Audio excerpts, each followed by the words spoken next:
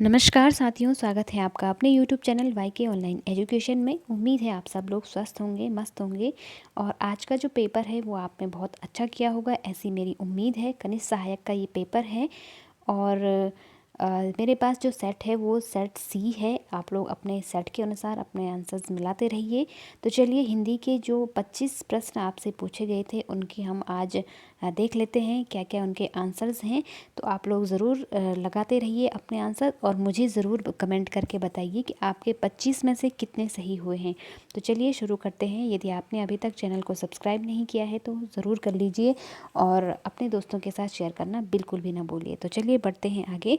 सबसे पहला यानी कि 76 नंबर का इसमें इस सेट सी में मैंने आपको बताया जो क्वेश्चन है इसमें है कि इनमें से कृत प्रत्यय से बना शब्द है। थोड़ा सा जूम कर लेती हूँ। तो आपको बताना था कि इनमें से जो कृत प्रत्यय, मैंने कहा था कि जो प्रत्यय धातु में लगते हैं उन्हें कृत प्रत्यय कहते हैं। तो यहाँ पर एक ही शब्द है होनहार, जो है वो कृत प्रत्यय। इसका आंसर सी होना चाहिए। ठीक है। 77 क्वेश्चन है वासुदेव शब्द में प्रयुक्त प्रत्यय है। तो देखो, वासुदेव अपने आप में एक पूर्ण सार्थक शब्द है, तो ऐसे शब्दों में अ प्रत्यय हमेशा लगता है। ठीक, तो मेरे अकॉर्डिंग तो इसका आंसर अ है। बाकी देखते हैं आयोग इसका आंसर क्या मानता है। चलिए, 78 है सांप मरे न लाठी टूटे, इस लोकोक्ति का उपयुक्त अर्थ है। तो देखो, यहाँ पर आपका जो आंसर आएगा वो है डी, बिना हानि के कार्यपूर्ति होना। ठीक। देखो, पेपर बहुत टफ नहीं था। जैसे यहाँ पर आप देख पा रहे हैं, दो ऑप्शन बिल्कुल आपको सेम लग रहे होंगे, इनमें से तो नहीं है, लेकिन थोड़ा सा आपको सस्पेंस ज़रूर यहाँ पे क्रिएट किया गया था। लेकिन इजी है। वैसे जिन लोगों ने मेरे वीडियोस देखे होंगे, मुझसे पढ़ा होगा, तो काफ़ी हद तक उन लोगों ने ये पेपर सही किया होगा, ऐसी मेरी उम्मीद है। चलिए बढ़ते हैं आगे। 79 क्वेश्चन है इनमें से किस शब्द में निर उपसर्ग प्रयुक्त नहीं हुआ है। मैंने आपको हमेशा कहती हूँ कि जब भी क्वेश्चन पढ़ते हो तो ढंग से पढ़ा करिए। तो नहीं है पूछ लिया जा रहा है। तो 79 में ए जो है वो निराला शब्द जो है निरुत्साह में भी है, निरीह में भी है, निराहार में भी है। निर उपसर्ग जो हलंत सहित है, निराला में कोई मतलब निर उपसर्ग से बना हुआ शब्द नहीं है। ठीक। लोकतंत्र शब्द का विलोम, तो सीधी सी बात है, लोकतंत्र, यहाँ पे गणतंत्र, प्रजातंत्र और जनतंत्र ये सभी लोकतंत्र के पर्यायवाची हैं, जबकि राजतंत्र यहाँ पर इसका विलोम हो जाएगा। ठीक। 81 क्वेश्चन है इनमें से कौन सा व्यंजन द्विगुण है। तो आपको बताना है द्विगुण व्यंजन। तो यहाँ पर ड जो मैंने बताया था आपको वर्णमाला वाले टॉपिक में, द्विगुण व्यंजन ड को कहते हैं। ठीक है। 82 क्वेश्चन है काम करते रहना ही जीवन है, आलस्य तो मृत्यु है। तो देखिए, यहाँ पर जो विराम चिन्ह आपसे पूछ लिया गया है कि विराम चिन्ह कौन सा है, तो ये हमारा कौन सा हो जाएगा, अर्ध विराम चिन्ह हो जाएगा। ठीक है, सी इसका राइट आंसर है। 83वां क्वेश्चन है दूल्हा शब्द का तत्सम रूप है। तो दूल्हा दुर्लभ से बना हुआ शब्द है, यानी कि संस्कृत में दुर्लभ कहते हैं और हिंदी में यानी तद्भव में उसे हम दूल्हा कहते हैं। ठीक, तो यहाँ पर डी ऑप्शन सही हो जाएगा। 84वां क्वेश्चन है उच्चारण के आधार पर वो किस प्रकार का व्यंजन है। तो वो आपका दंतोष्ठ में आता है। आंखों में खून उतरना मुहावरे का उचित अर्थ है, तो अत्यधिक क्रोध करना इसका आंसर हो जाएगा। शुनक शब्द इनमें से किसका पर्यायवाची है। तो कुत्ते के लिए शुनक, हम कुत्ते का पर्यायवाची मतलब कुत्ते के अर्थ में शुनक का प्रयोग किया जाता है। सी ऑप्शन सही हो जाएगा। 87वां क्वेश्चन है उत्तराधिकार में मिली जायदाद इस वाक्यांश के लिए एक शब्द है। तो इसके लिए एक शब्द आता है रिक्त। ठीक, जो उत्तराधिकार में प्राप्त संपत्ति होती है उसे रिक्त कहते हैं।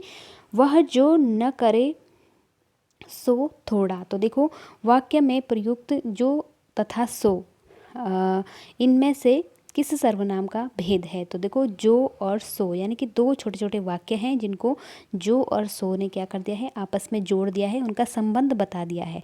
तो ये आपका संबंधवाचक सर्वनाम के अंदर आ जाएगा। ठीक, आगे बढ़ते हैं।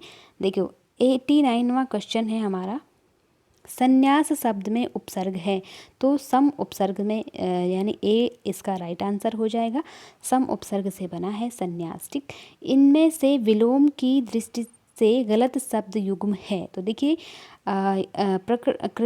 कृत्रिम, प्रकृत, अनग, सनग, औरस, जारस, संधि विग्रह। तो देखो, संधि विग्रह सही है, औरस जारस सही है। अनग का सनग ये थोड़ा मुझे इस पर डाउट लग रहा है। और देखो, यहाँ पर अगर कृत्रिम का तो प्राकृतिक ही होता है, लेकिन अगर प्रकृति की थोड़ा वर्तनी यहाँ पे अशुद्ध दी हुई है, अगर इसको वर्तनी अशुद्धि कहेंगे तो इसका जो तो फिर तो ये 3 ऑप्शन सही हैं। यहाँ पे जो बी ऑप्शन है वो इसका आंसर होना चाहिए। अनग का सनग नहीं होता है, ठीक है, अग का अनग होता है। तो यहाँ पर मेरे हिसाब से इसका आंसर बी सही होना चाहिए, ठीक। चलिए, हालांकि प्रकृति की जो वर्तनी है वो भी अशुद्ध है। अब देखते हैं आयोग इसका आंसर क्या मानता है। 91 जो है, हंसा थे सो उड़ गए कागा भय दीवान। तो यहाँ पर सीधी सी आपको पता चल ही रहा होगा कि जो भले लोगों के स्थान पर बुरे लोगों, यानी हंस जो है वो किसके हैं, अच्छे लोगों का, बुद्धिमान बुद्धिजीवियों का प्रतीक है, और कौवे जो हैं वो क्या है, बुरे लोगों का प्रतीक है। तो अच्छे के बुरे मतलब अच्छे के स्थान पर बुरे लोगों को अधिकार मिलना, ठीक। 92 में है, अमावस की अंधेरी रात। तो इसके लिए कुहू शब्द का मतलब कुहू उसे कहा जाता है, ठीक। आधी रात का जो समय होता है उसे निशीत कहते हैं, और पूर्णिमा की जो रात होती है उसे राका कहते हैं, और रजनी तो रात का पर्यायवाची है ही। कुहू इसका सही आंसर होना चाहिए, ठीक। चलिए, इसके बाद 93वां क्वेश्चन है, अजंत शब्द का संधि विच्छेद होगा। तो इसमें ये संस्कृत का शब्द है अजंत, अच धन अंत होना चाहिए इसका आंसर, ठीक। राष्ट्र को हानि जयचंदों से होती है। वाक्य में जयचंदों में कौन सी संज्ञा है। तो देखो, जयचंद हालांकि एक व्यक्ति हुआ है इतिहास में जयचंद, लेकिन इसको हमेशा हम जब मुहावरे के तौर पे प्रयोग करते हैं तो वो हमेशा एक जाति के रूप में, जयचंद एक जाति के रूप में प्रयोग किया जाता है। तो यहाँ पे जातिवाचक इसका आंसर हो जाएगा, ठीक। इनमें से तद्भव शब्द है। तो तरवारी यहाँ पे तद्भव शब्द लग रहा है मेरे हिसाब से। अभी मैं इस पर श्योर नहीं हूँ, लेकिन जहाँ तक मुझे लग रहा है इसका आंसर ए होना चाहिए, ठीक। चलिए, दिशावर शब्द का तत्सम रूप है। तो दिशावर का यहाँ पे देशांतर सही हो जाएगा। इसके बाद 97 है, इनमें से किस विकल्प यानी शब्द में अनु उपसर्ग का प्रयोग नहीं हुआ है, पूछ रहा है, ठीक है। तो अनुदात शब्द जो है अन उपसर्ग से बना हुआ है, ठीक है। अन धन उदात इसमें जो है शब्द है, तो इसमें ए ऑप्शन सही मेरे अकॉर्डिंग होना चाहिए, ठीक है, जहाँ तक मुझे लगता है, और इसका आंसर यही होना चाहिए। चलिए, 98वां क्वेश्चन है, यज्ञ वेदी शब्द में समास है। तो यज्ञ के लिए वेदी, तो आपको पता है तत्पुरुष समास के सारे उदाहरण आपके पास दिए हुए हैं, मैंने आपको समास भी बहुत अच्छे से पढ़ाए हुए थे। तो यज्ञ के लिए वेदी, तो यहाँ पर कौन सा समास होना चाहिए, बिल्कुल बी यहाँ पे संप्रदान तत्पुरुष, कर्ता ने कर्म को करण से संप्रदान के लिए। तो जहाँ पे के लिए शब्द आता है यानी कि कारक चिन्ह जो के लिए है वो संप्रदान के लिए प्रयोग होता है।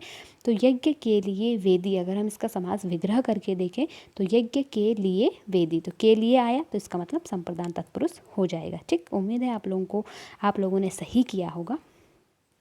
चलिए, इनमें से किस शब्द का संधि विच्छेद गलत है। तो देखो, यहाँ पर एक ही शब्द है, बाकी तृष्णा का भी सही है, निर्गुण का भी सही है, नाविक का भी सही है, ठीक है।